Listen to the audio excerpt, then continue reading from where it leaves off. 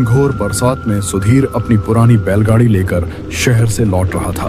वह अपनी बीमार पत्नी सीता के लिए दवाइयां लेकर घर की ओर बढ़ रहा था। लगातार हो रही बारिश, उफनती हवाएं और गिरता अंधेरा उसके मन की बेचैनी को और बढ़ा रहे थे। आसमान में काले बादलों की मोटी परतें उमड़ घुमड़ कर गरज रही थीं, मानो किसी भी क्षण धरती पर टूट पड़ेंगी। जब जब बिजली आकाश को चीरती, पूरा जंगल पल भर के लिए सफेद उजाले में नहा उठता और अगले ही क्षण पहले से भी अधिक भयावह अंधकार में डूब जाता। शाम पूरी तरह ढल चुकी थी और अंधेरा तेजी से चारों ओर फैल रहा था। तेज हवा पेड़ों को बेरहमी से झकझोर रही थी, जैसे वे किसी अनदेखे डर से तड़प रहे हों। सूखे पत्तों की सरसराहट किसी छुपी हुई परछाई की चाल जैसी प्रतीत हो रही थी। कीचड़ से लथपथ रास्ते पर बैलगाड़ी के पहिए धीरे धीरे धंसते जा रहे थे और बैल हर कदम पर रुक रुक कर आगे बढ़ रहे थे, मानो उन्हें भी इस तूफानी रात और घने सन्नाटे का भय सता रहा हो। हे भोलेनाथ, कैसी घनघोर बरसात बरसा दी है। घर पहुंचना भी दूभर हो गया है। लगता है जैसे रास्ता ही खत्म हो जाएगा। अरे ये कीचड़ भी ना। बस अब हिम्मत रखो रे बैलो, थोड़ा और। अभी हमें गांव पहुंचना है। काश मैं शहर में जरा भी देर न करता। पत्नी सीता के लिए दवाइयां लेने गया था। सोच रहा था जल्दी लौट आऊंगा। अरे चलो रे, थोड़ा और जोर लगाओ। ये कीचड़ भी जैसे आज ठान कर बैठा है कि छोड़ने वाला नहीं है। बारिश अब और भी तेज हो चुकी थी। बूंदें इतनी जोर से गिर रही थीं कि चेहरे पर पड़ते ही हल्की सी चुभन महसूस होती थी। आसमान में बार बार बिजली चमक रही थी और बादलों की गड़गड़ाहट से धरती जैसे कांप उठती थी। चारों ओर सन्नाटा पसरा हुआ था। न कोई इंसान, न कोई परिचित रास्ता, बस बारिश की लगातार ध्वनि और दूर कहीं से आती जंगली जानवरों की डरावनी आवाजें। अरे बाप रे, ये बिजली तो जैसे बिल्कुल सिर पर ही गिरती लग रही है। शहर की वो रोशनी और हलचल अब किसी सपने जैसी लग रही है। यहां तो बस डर ही डर है। चारों तरफ सन्नाटा और ऊपर से ये तूफान। ये कैसी रात है। बारिश रुकने का नाम ही नहीं ले रही। ये बूंदें जैसे बदन में सुइयां चुभ रही हों। बिजली और बादल ऐसे गरज रहे हैं जैसे सिर पर ही टूट पड़ेंगे। अरे भोलेनाथ, कहीं ये वही रास्ता तो नहीं जहां की डरावनी कहानियां लोग सुनाते हैं। दिल जोर जोर से धक धक कर रहा है मेरा। काश अब जल्दी कोई आसरा मिल जाए। सुधीर का दिल जोर जोर से धड़कने लगा। उसे अपनी पत्नी सीता की हालत याद आ रही थी, जो तेज बुखार में घर पर अकेली पड़ी थी। उसने इस जंगल के बारे में कई डरावनी कहानियां सुनी थी। दिन में यही रास्ता साधारण लगता था, मगर इस तूफानी रात में हर पेड़, हर मोड़ किसी भयानक रहस्य को अपने भीतर समेटे खड़ा प्रतीत हो रहा था। तभी अचानक उसे दूर कहीं से मंदिर की घंटी की आवाज सुनाई दी। अजीब बात यह थी कि बारिश और तूफान के बीच भी वह आवाज साफ और गूंजती हुई सुनाई दे रही थी। अरे ये आवाज, ये तो मंदिर की घंटी जैसी लग रही है। हाँ बिल्कुल, लेकिन इतनी तेज बारिश में इसे कौन बजा रहा होगा। सुधीर ने बैलों को उसी दिशा में मोड़ दिया। कुछ दूरी तय करने के बाद उसे घने पेड़ों के बीच एक बहुत ही पुराना शिव मंदिर दिखाई दिया। मंदिर पत्थरों से बना था और देखने में अत्यंत जर्जर व प्राचीन लग रहा था, मानो समय ने उसे धीरे धीरे तोड़ दिया हो। हैरानी की बात यह थी कि मंदिर के भीतर से हल्की सी रोशनी झिलमिला रही थी, जो इस भयावह अंधेरे में किसी अंतिम सहारे जैसी लग रही थी। सुधीर ने बैलगाड़ी मंदिर के पास रोकी और डर व उत्सुकता के मिले जुले भाव के साथ मंदिर के भीतर प्रवेश किया। बाहर की उग्रता के विपरीत मंदिर के अंदर अजीब सी शांति फैली हुई थी। शिवलिंग के सामने अगरबत्तियां जल रही थीं और दूध व चंदन की हल्की खुशबू हवा में तैर रही थी। ऐसा प्रतीत हो रहा था मानो किसी ने अभी अभी पूजा समाप्त की हो, लेकिन वहां कोई दिखाई नहीं दे रहा था। कोई है क्या यहाँ? महाराज या कोई भी हो, कृपया बाहर आइए। मैं रास्ता भटक गया हूं। बारिश बहुत तेज हो रही है। रास्ता कीचड़ में पूरी तरह डूब चुका है। बैल भी बुरी तरह थक गए हैं। अगर थोड़ी देर यहीं रुक जाऊं तो कोई आपत्ति तो नहीं? अजीब है, मंदिर में रोशनी जल रही है, अगरबत्तियां भी सुलगी हुई हैं। ऐसा लग रहा है जैसे अभी अभी पूजा हुई हो। फिर कोई दिखाई क्यों नहीं दे रहा? बाहर इतना डर है और अंदर इतनी शांति। कुछ तो गड़बड़ है। कुछ समय बाद मंदिर के पीछे वाले कक्ष से एक वृद्ध साधु प्रकट हुए। उनके गेरुए वस्त्र, लंबी सफेद दाढ़ी और माथे पर बना गाढ़ा त्रिपुंड उन्हें साधारण मनुष्यों से अलग दर्शा रहा था। उनकी आंखों में गहरी शांति थी, लेकिन उस शांति के पीछे किसी अनदेखे खतरे की छाया भी स्पष्ट झलक रही थी। रुको, पहले यह बताओ कि तुम कौन हो बेटा? नाम क्या है तुम्हारा और इस घोर तूफान में इस वीरान जंगल तक कैसे आ पहुंचे? महाराज, मैं शहर से लौट रहा था।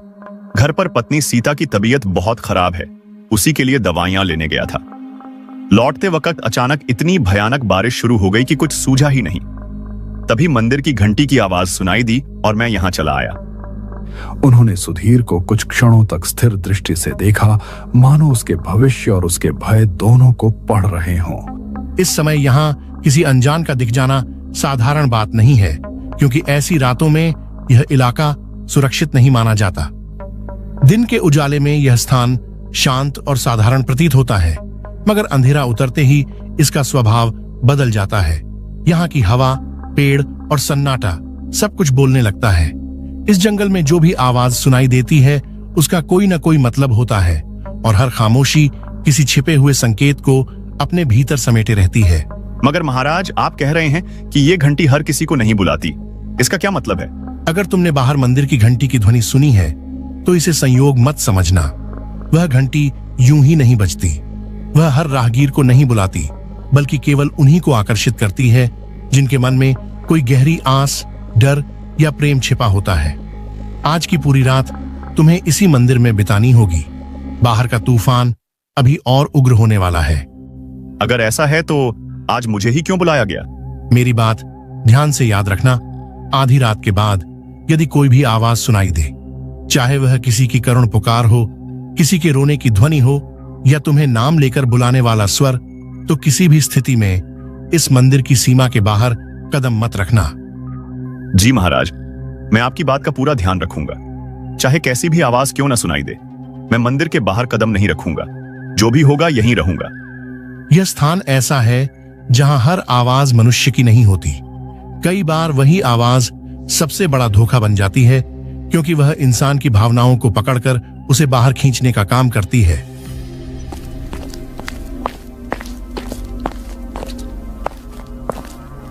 सुधीर को मंदिर के एक कोने में बैठने दिया गया।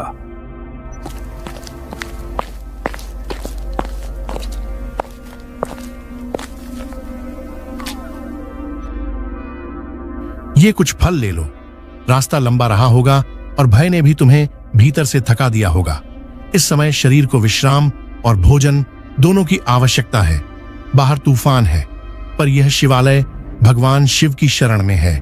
जब तक तुम यहां हो, किसी अनहोनी को पास आने की अनुमति नहीं है। कुछ देर बाद फल और पानी से उसकी थकान कुछ कम हुई। उसे एक पुरानी चटाई और कंबल दिया गया ताकि वह रात वहीं बिता सके। सुधीर ने श्रद्धा से भगवान शिव को प्रणाम किया और मंदिर के एक कोने में लेट गया। बाहर तूफान अब और उग्र हो चुका था। हवाएं मंदिर की दीवारों से टकराकर अजीब सी सनसनाहट पैदा कर रही थीं, जैसे कोई शक्ति भीतर प्रवेश करने की कोशिश कर रही हो। सुधीर की आंखें बंद होने ही वाली थीं कि अचानक उसे एक अजीब सी आवाज सुनाई दी। पहले वह बहुत धीमी थी, फिर धीरे धीरे स्पष्ट होती चली गई। सुनिए, बाहर आ जाइए, मैं यही खड़ी हूँ। वह चौंक कर उठ बैठा। चारों ओर सन्नाटा था, लेकिन वह आवाज अब साफ सुनाई दे रही थी। डरने की कोई बात नहीं है, मैं हूँ आपकी सीता। आप इतनी देर तक लौटे नहीं तो मन घबरा गया। आपको ढूंढते ढूंढते यहाँ तक आ गई हूँ। वह आवाज उसकी बीमार पत्नी सीता जैसी लग रही थी। वही स्वर, वही कमजोरी और वही पीड़ा। अजी सुनिए ना, बस एक बार बाहर आ जाइए। देखिए, मैं आपको ही बुला रही हूँ। मेरे पास आ जाइए। मेरी आवाज पहचानते हैं ना? जरा ध्यान से सुनिए, मैं सिर्फ आपके लिए आई हूँ। सुनिए, मेरी बात सुनिए। मैं बहुत बड़ी मुसीबत में फंस गई हूँ। कोई मुझे यहाँ से निकाल ले, नहीं तो शायद मैं बच नहीं पाऊंगी। आप तो हमेशा मेरे सहारे रहे हैं ना, मेरे भरोसे। बस एक बार बाहर आ जाइए, मुझे आपकी बहुत जरूरत है। देखिए, मैं यही इस मंदिर के बाहर खड़ी हूँ। ठंडी बारिश में भीग रही हूँ, जल्दी आइए, मुझे बचा लीजिए। सुधीर का दिल जोर से धड़कने लगा। उसके भीतर डर, चिंता और बेचैनी एक साथ उमड़ पड़े। उसका मन उसे मंदिर से बाहर जाने के लिए मजबूर करने लगा। ये आवाज, ये तो मेरी पत्नी सीता की लग रही है। वही स्वर, वही कमजोरी भरी पुकार। लेकिन वो यहां कैसे हो सकती है? वो तो गांव में बीमार हालत में है। नहीं, ये सच नहीं हो सकता। पर अगर सच में वो मुसीबत में हो, अगर उसे मेरी जरूरत हो और मैं यहां बैठा रहूं तो? हे शिव शंकर, मेरा दिल फट रहा है। बाहर जाऊं या नहीं समझ में ही नहीं आ रहा।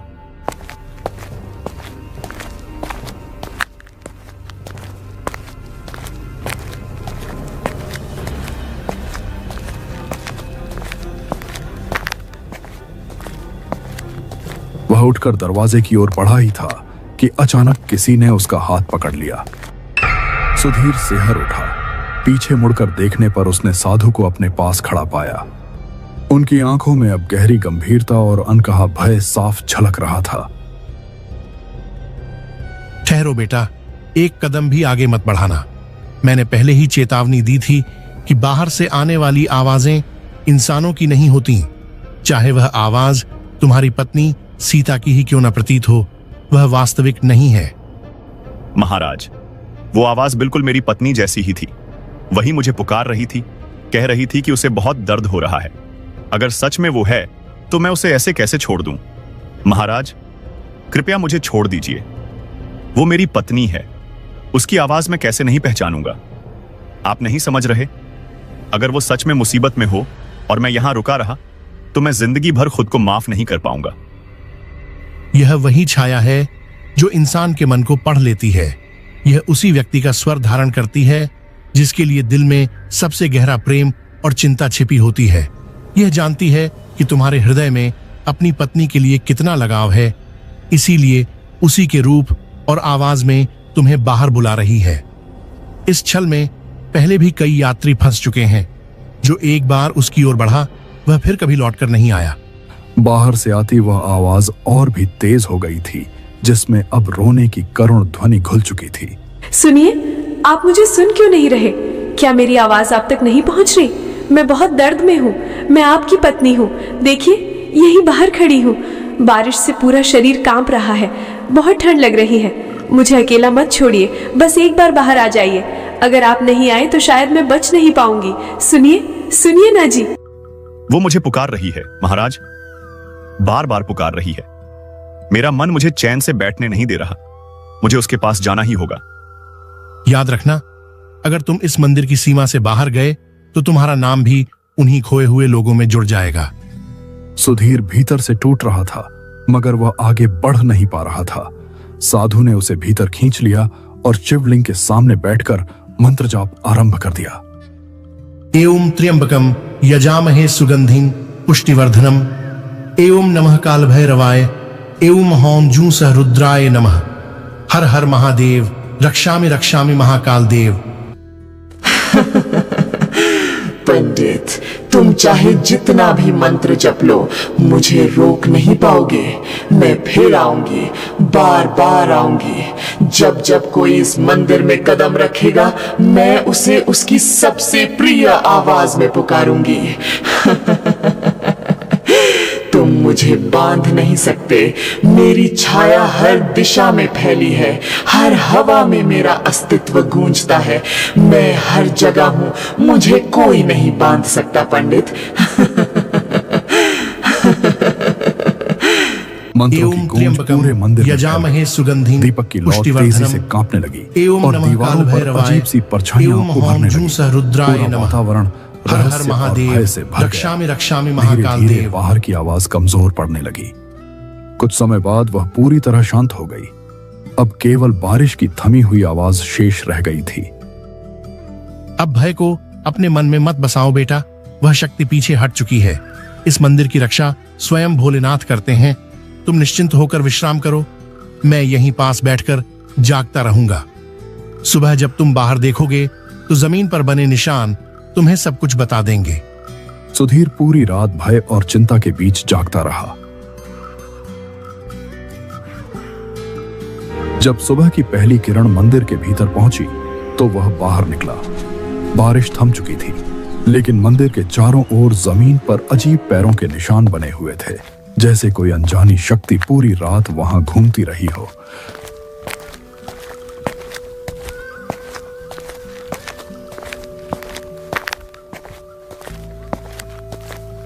कुछ देर बाद साधु बाहर आए।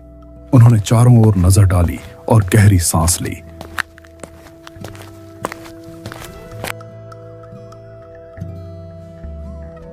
महाराज, ये छाया आखिर है कौन? हर रात यहां क्यों आती है और लोगों को उनकी सबसे प्रिय आवाज में क्यों बुलाती है?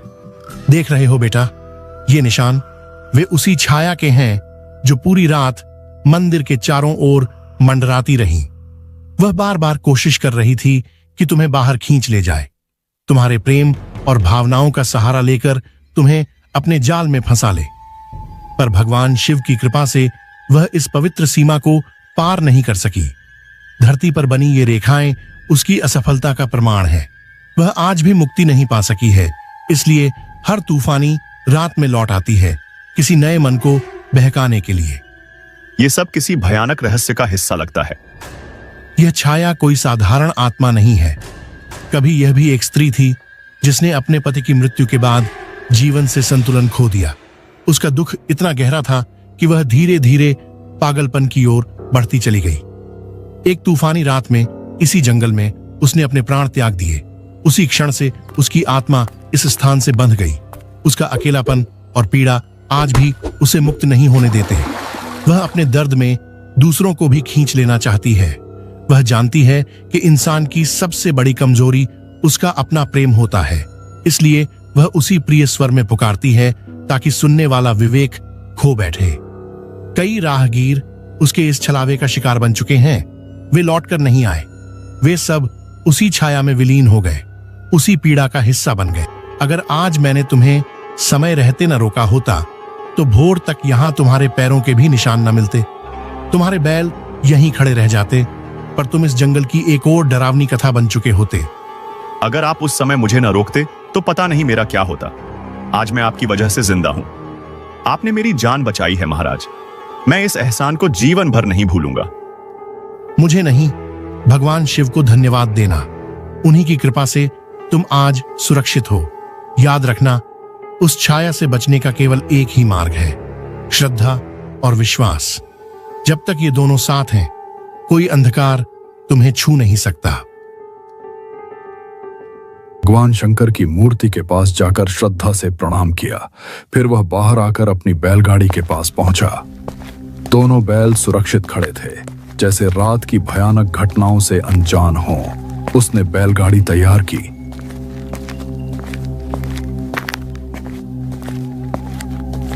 साधु महाराज को अंतिम प्रणाम किया और वहां से रवाना हो गया।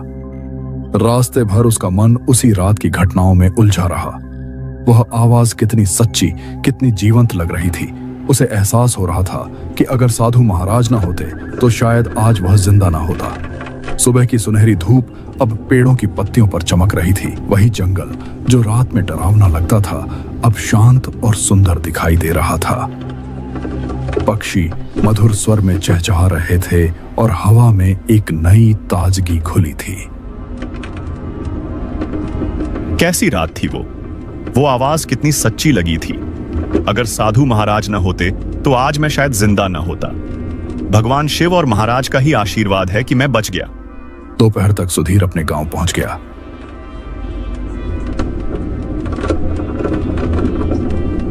घर पहुंचते ही उसने अपनी पत्नी सीता को सुरक्षित देखा। यह दृश्य देखते ही उसकी आंखों से आंसू बह निकले। वह समझ चुका था कि अगर उस रात वह मंदिर न पहुंचा होता तो शायद वह कभी घर लौट ही नहीं पाता। अजी, आपने अपनी ये ऐसी हालत क्यों बना ली है? इतना कांप क्यों रहे हैं? कहीं रास्ते में कुछ अनहोनी तो नहीं हो गई? बोलिए ना, ऐसे चुप क्यों खड़े हैं? आप ठीक तो है ना? सीता, मैं बहुत डर गया था। पूरी रात तुम्हारी आवाज मेरे कानों में गूंजती रही, इतनी सच्ची, इतनी करीब, जैसे तुम सच में मुझे बुला रही हो। मुझे लगा तुम किसी बड़ी मुसीबत में हो। मुझे बहुत घबराहट हो रही है। अजी, आपके हाथ तो बिल्कुल ठंडे पड़ गए हैं। कि आप डर गई थे। अगर उस रात मुझे रोका न गया होता तो शायद आज मैं तुम्हारे सामने खड़ा भी न होता। भगवान शिव और साधु महाराज के आशीर्वाद से ही मैं बच पाया। रास्ता बहुत मुश्किल था ना, इसलिए ऐसी हालत हो गई है। आइए पहले अंदर चलिए, यहाँ बाहर खड़े रहना ठीक नहीं है। उस घटना के बाद पूरे गांव में यह बात फैल गई कि उस जंगल में रात के समय कोई अनदेखी शक्ति भटकती है। तब से कोई भी अंधेरा होने के बाद उस रास्ते पर जाने की हिम्मत नहीं करता। जो भी भटक जाता उसे उसी शिव मंदिर में शरण लेने की सलाह दी जाती। और सुधीर वह हर महीने मंदिर जाता रहा, मन में श्रद्धा और भय दोनों लेकर, क्योंकि अब वह जान चुका था कि हर आवाज सच्ची नहीं होती और हर पुकार का उत्तर देना कभी कभी इंसान को उसकी जिंदगी से दूर ले जाता है।